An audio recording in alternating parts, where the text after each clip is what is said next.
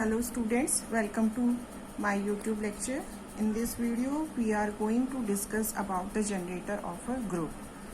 So how we can find a generator of a cyclic group? So we have a result. So first of all I am defining here a cyclic group definition and some examples of cyclic group. Just little bit introduction about cyclic group. So look at this definition. Group cyclic group कब बन जाता है? जब हमारे पास कोई एक ए ऐसा element हो उस ग्रुप का जो उस ग्रुप को क्या कर दे, कंप्लीट जनरेट कर दे.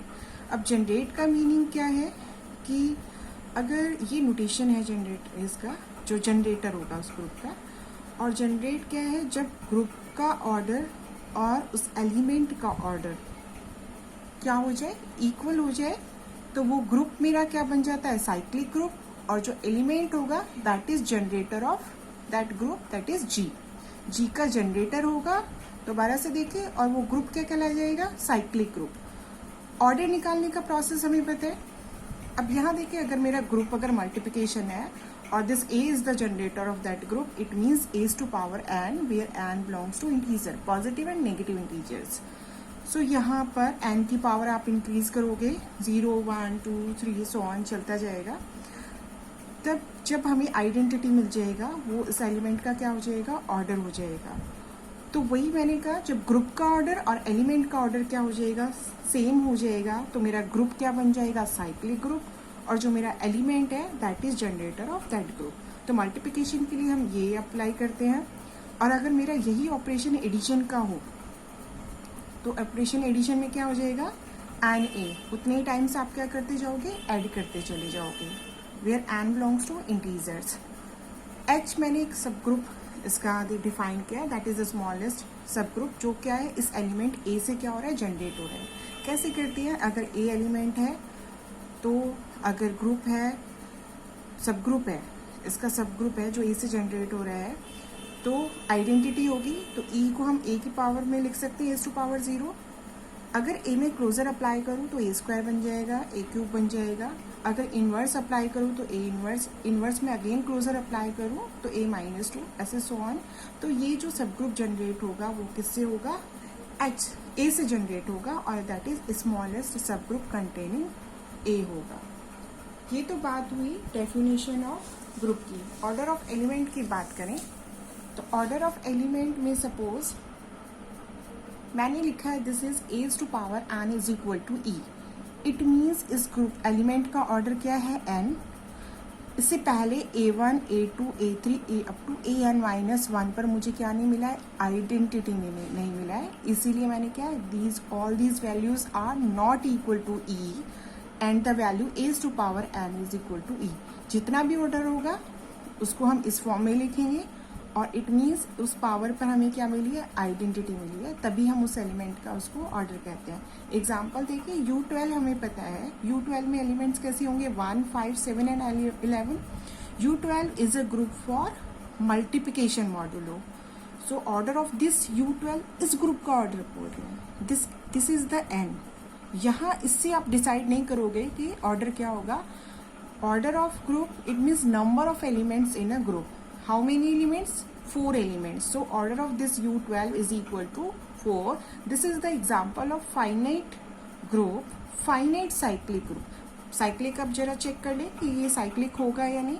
आइडेंटिटी हमें पता है, आइडेंटिटी का ऑर्डर 1 होता है, सो उसको चेक करने की जरूरत नहीं है कि आइडेंटिटी इसको जनरेट करेगी या आइडेंटिटी से जनरेटर होगा या नहीं. सो आइडेंटिटी को हमें चेक करने की जरूरत नहीं होती, क्योंकि आइडेंटिटी क्या है, ऑर्डर 1 होता है. 5 अगर देखें तो 5 क्या है, 5 की पावर 1 इक्वल टू 5, 5 की power 2 that is 25 modulo n 10, 12 apply करेंगे दैट इज वैल्यू 1. 7 में अप्लाई करोगे, 7 का ऑर्डर भी क्या हो जाएगा हमारे पास, order of this 7 is equal to 2. 7 की पावर 1 इक्वल टू 7, 7 की पावर 2 दैट इज 49, 12 अप्लाइड किया तो मॉड्यूलो, तो value is 1. So order of 7 is also 2, order 11 is also 2. तो हमारे पास क्या है, इस ग्रुप में आइडेंटिटी का ऑर्डर 1 है, 5 7 और 11 का ऑर्डर 2 है. हमें कोई भी एक एलिमेंट ऐसा नहीं मिला है जिसका ऑर्डर ग्रुप के ऑर्डर के इक्वल हो जाए. So this is not a cyclic group. तो अगर हमने कहा this is the example of only finite group not a cyclic group. So जो हमने बोला कि फाइनाइट साइक्लिक ग्रुप का एग्जाम्पल होगा तो U12 is not a cyclic group. So no generator no cyclic group. U10 को देखें जरा। U10 में हमारे पास क्या है कि U10 के एलिमेंट्स कैसे हैं 1, 3, 7 एंड 9। आइडेंटिटी का ऑर्डर 1, 3 का अगर आप ऑर्डर चेक करोगे कि 3 का ऑर्डर क्या आएगा 4 आएगा। 7 का ऑर्डर चेक किया, 7 का ऑर्डर भी क्या हुआ हमारे पास 4 आया है। What about the 9? 9 का ऑर्डर क्या है हमारे पास? Order of 9 that is 2। But हमारे पास 2 एलिमेंट्स ऐसे हैं जिनका ऑर्डर क्या है 4 है, और हमारी ग्रुप का order of this U10 is also 4।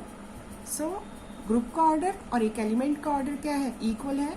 तो this U10 is a cyclic group and this 3 is the generator of this cyclic group 3 and 7। यहाँ से हमें एक रिजल्ट और आया 3 का। अगर आप चेक करें कि जब भी हमारे पास अगर साइक्लिक ग्रुप होगा तो उसके जनरेटर्स कैसे होंगे पेयर में होंगे। अगर 3 है तो इनवर्स ऑफ 3 क्या हो जाएगा? इनवर्स ऑफ 3 दैट इज 7, क्योंकि 3 into 7 that is 21 modulo 10 apply करोगे तो 3 का इन्वर्स क्या है 7 और 7 का इन्वर्स क्या है 3। तो जब भी हमारे पास जनरेटर होंगे वो कैसे होंगे 2 होंगे, एटलीस्ट 2 तो होंगे। अगर वो साइक्लिक ग्रुप है तो 3 है तो उसका इन्वर्स भी क्या होगा उसका जनरेटर होगा। ये तो बात हुई साइक्लिक ग्रुप के एग्जाम्पल्स की। अब हमारा रिजल्ट आता है कि generator of a cyclic group, this is the theorem for a generator off a cyclic group कि कोई भी हमारे पास साइक्लिक ग्रुप है तो उसके जनरेटर्स क्या होंगे। जरा स्टेटमेंट देखें इसका। Let G be a cyclic group that is generated by this element A। अगर साइक्लिक ग्रुप है तो कोई एक एलिमेंट जनरेट करेगा, this is the notation of generator. So A अगर जनरेटर है और उसका ऑर्डर क्या है N है, तो हमें प्रूव करना है दिस A की power K is also the generator of this group if and only if the condition is GCD between K and N equal to 1। इस रिजल्ट को अगर हम दोबारा स्टेटमेंट को देखें तो इस रिजल्ट में क्या क्या चीजें गिवन है। G मेरा साइक्लिक ग्रुप है, उसका जनरेटर A है, A के बाद A की पावर K वो हमें K सर्च करना है, या K वो भी जनरेटर होगा इस A की पावर K का जो K के साथ जो K N के साथ क्या देता हो GCD 1 देता हो। दोबारा बोलूं तो अगर G मेरा साइक्लिक ग्रुप है और उसका जनरेटर A है, जनरेटर एक हमारे पास है, A की पावर K भी उस ग्रुप का जनरेटर होगा इफ एंड ओनली इफ अगर ये K क्या दे दे N के साथ GCD 1 दे दे। तो इस रिजल्ट को प्रूव करने से पहले थोड़ा सा हम रिवाइज कर लेते हैं जो रिजल्ट हमने पढ़े हुए हैं। This is the review. GCD theorem. What is GCD theorem? For any GCD between A and B can be expressed as AS plus BT, where S and T be the integer. And if I am writing here order of A equal to the order of generator, जो A का order होगा वो generator के order के क्या होगा equal होगा। अगर ये लिखा है तो both are same things। अगर दिया हुआ है if the order of A is equal to N, it means we have two things. We can write this as A is to power N equal to E, and the next thing is this N is the least positive integer. अगर A का order N है it means this AN is equal to E मिला है मुझे इस N पर, और वो जो मेरा N है वो least positive integer नंबर है। सो ये तो जस्ट रिव्यू था जो हमने साइक्लिक ग्रुप के इंट्रोडक्शन में पढ़ा। अब अगर हम इस रिजल्ट को प्रूव करना चाहते हैं, so look at this result, how we can prove this result. The given information, first of all I am writing here the given information. What is given information? Given that G is a cyclic group which is generated by A and the order of this group is N. So this G is generated by A and cyclic group, and order of this group is N. So this order of G is equal to order of generator A and order of equal to A.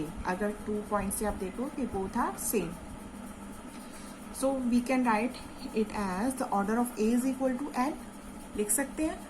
अगर order ए का N है तो it means this ए की power n which is equal to e, where n is the least positive integer. ये तो हमारी क्या थी, गिवन इन्फॉर्मेशन थी।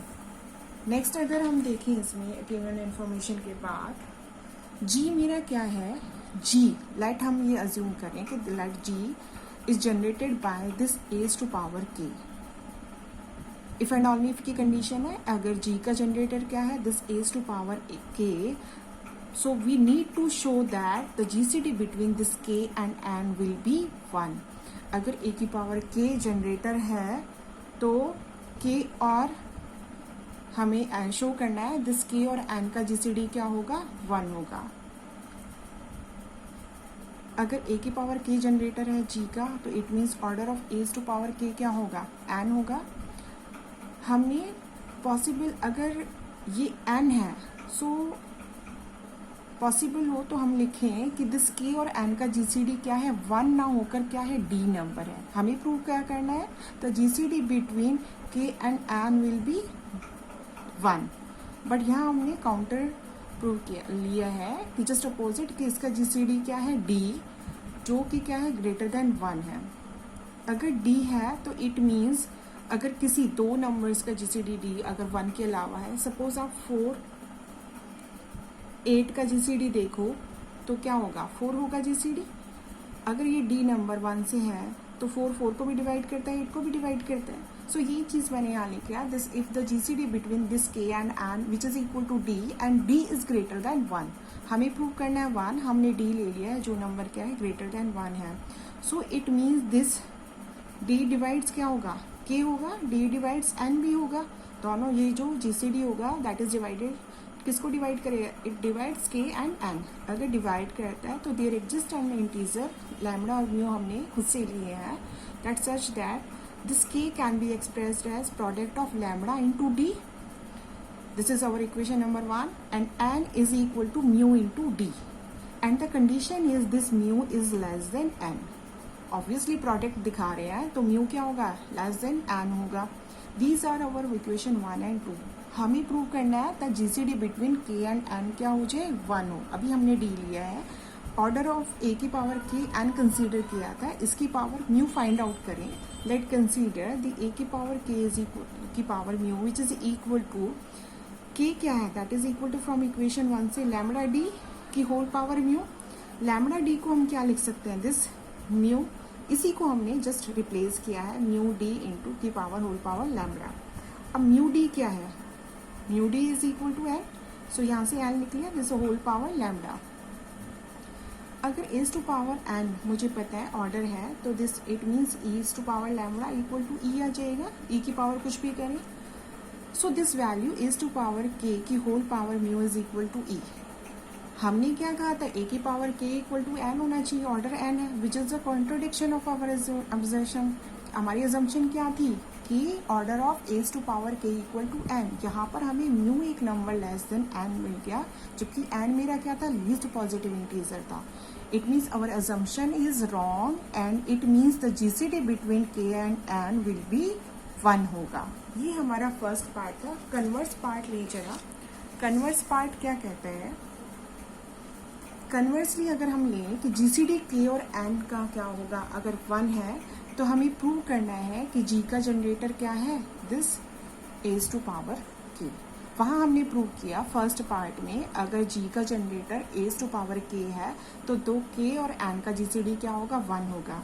यहाँ हम प्रूव कर रहे हैं अगर जीसीडी के और एन का 1 है तो हम कर रहे हैं कि जी किससे जनरेट हो रहा है, एज टू पावर के से जनरेट हो रहा है। किसी भी चीज़ को अगर हमें इक्वल प्रूव करना है तो हमें क्या करना होगा, इस जी को इस सेट के अंदर कंटेन कराना होगा और इस सेट को जी के अंदर, ए को बी के अंदर कंटेन कराओ, बी को ए के अंदर कराओ। दो चीज़ होती है कभी भी इक्वल प्रूव करने के लिए। तो जरा देखिए, अगर गिवन क्या है, 1 is equal to GCD between के and N, so there exist an integer P and Q belongs to Z such that this 1 can be expressed as K P plus N Q. अब 1 को जरा elements के terms में लिखें, ए की power 1 equal to ए ही होता है, दिस इज इक्वल टू ए की पावर के पी प्लस एन क्यू। के पी प्लस एन क्यू जरा ओपन करके लिखिए, ए की पावर के पी इंटू ए की पावर एन क्यू लिख सकती हूँ ऐसे। ए की पावर के की whole power P into A की पावर एन की whole power Q. This value is equal to order of A क्या है, एन है, तो ए की पावर एन क्या दे देगा, आइडेंटिटी दे देगा, this is equal to E, so A is to power K whole power P. So this A is equal to A to power K whole power P. इससे क्या हुआ, this A belongs to this, भाई A किसके equal है, इसकी power चलती जा रही है, सो ए बिलोंग्स टू दिस जनरेटर ए के, एंड ये क्या है, जनरेटर ए का एलिमेंट्स है, तो this generator A contain in this ए की पावर के, और ए किसको जनरेट कर रहा था, जी को जनरेट कर रहा है, सो हम लिख सकते हैं this implies G is contain in A की पावर के। सो जी क्या है, ए से जनरेट हो रहा है, बट दिस ए के इज कंटेन इन किस में है, जी में है, सो दोनों से हम क्या लिख सकते हैं, जिस G is equal to A to power K. This is the proof of generator of a cyclic group.